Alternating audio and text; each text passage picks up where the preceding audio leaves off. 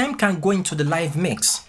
Percussion loop track can go into the live mix, but click track cannot go into the live mix. So in today's episode, we'll be talking about 3 different tools that you need to help your session, either studio or live. It's not impossible that you've heard about at least one of them. I'm talking about a click track, a loop track, or a stem.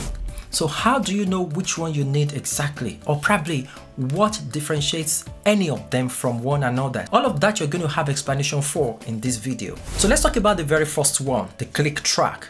Click track, just from the name, it clicks, pim, pim, pim, pim. If you want to put it in layman's language, it's just a fancy word for a metronome.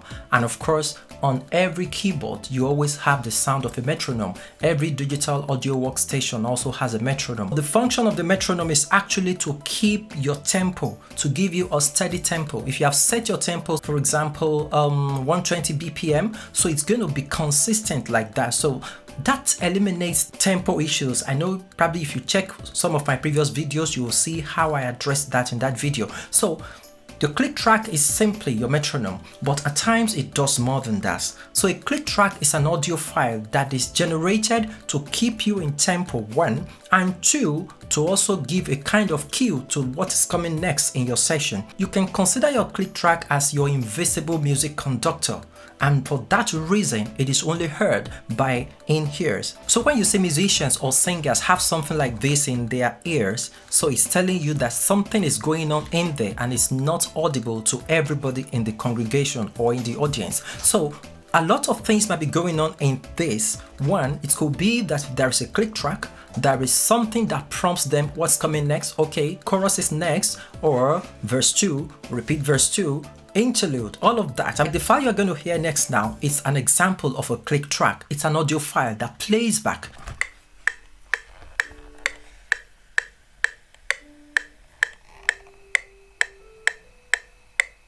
So for that reason, it doesn't go into the final mix. It doesn't go to the main mix. It's only in the in-ears and maybe the auxiliaries that send signal to instrumentalists and singers. At times, it's only meant for instrumentalists just to guide them, and eventually they can prompt the singers on what is coming next. That is the click track for you. The second one is percussion loop track.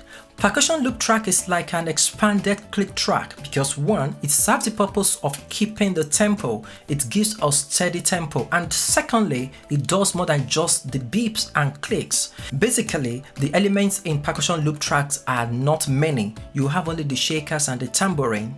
Basically, that's what we have. And once in a while, you also have a conga there. It's just like 3 different elements that will make up a percussion loop track. So apart from the fact that the percussion loop track helps you to keep a steady tempo, it also gives a kind of embellishment to the entire session.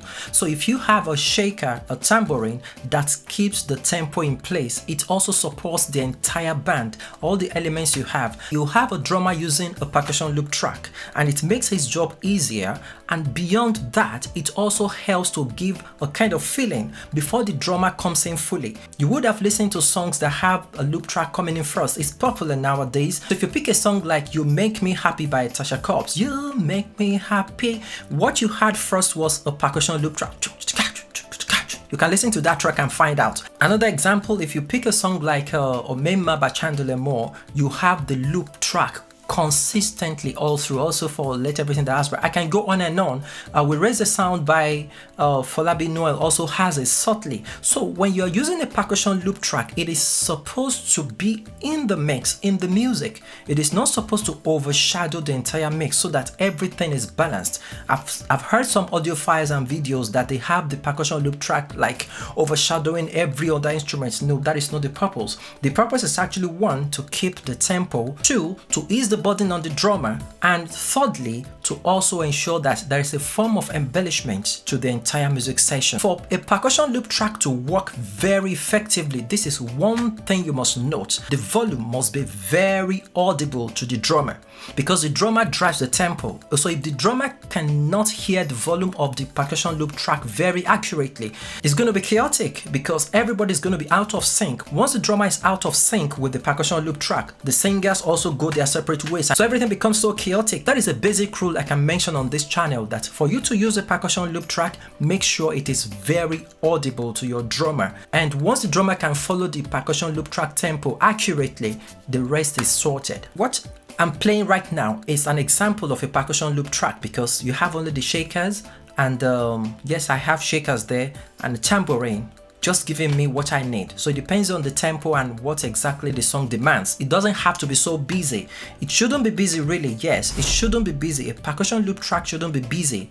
Just few elements that complements the drummer and the entire band. So the percussion loop track might be so subtle because it has just 3 elements, but it works so powerfully because what it does is something that you probably cannot achieve naturally with drums. So you can consider your percussion loop track as the groove builder. It gives you the groove and everybody starts to key in into the entire groove. That is a percussion loop track for you. So the third one is stems, the full band experience. That is what you've got. It is an expanded track, because really, if you consider percussion loop track, it is the same sound that goes on and on and on and on. That is why it is called loop, because it repeats itself. For stems, it is a kind of arrangement of the entire music. So it is a way of working around, filling in for the elements that are not available during your performance. So in a nutshell, it is a full track that is segmented, and you can have individual elements in different tracks. So it means it's possible for the sound engineer or whoever is on the console to mute a particular track per time. An example is this: most of the time during your live sessions, you might not have all the elements. So perhaps you have a brass session and you don't have a saxophonist or trumpeter that is supposed to do the job for you. If you create a stem, you would have recorded the brass session and the stems. And when you get to your live performance, it plays along with your music, so everything syncs. So you probably have only the grand piano. So there was a time we were supposed to have a performance of Joy to the World by Whitney Houston during the Christmas time, and in the team I belong to them, we didn't have enough brass section. We had only one trumpeter, and we needed a very fuller experience of that brass session. So what did I do? I came to Cubase and I arranged the brass session. I played it live into it. I had all the arrangements in place. I noted the arrangements, and when it's time for the live performance, I started it and I followed the arrangement on the stems that I've prepared. So that is something that helps you. I could also remember a time we wanted to sing the song When I Call on Jesus by Nicole Mullen, and it was only one keyboard that we had then. I was the only one on the piano, but I really wanted that string feel into it. So there was no way I could achieve what I actually wanted with just one piano. Even if I layer the strings under the piano, it's not going to give me that distinct string session. So what did I do?